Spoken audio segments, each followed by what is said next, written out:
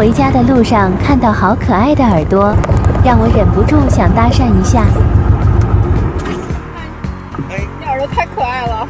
小方块过来，挺好的。你下雨天还是送外卖啊？真辛苦。我现在回家。是吧？看天气马上要下雨，外卖小哥们还在忙碌，真的好辛苦。也不知道他带雨衣了没有，我们下次再见吧。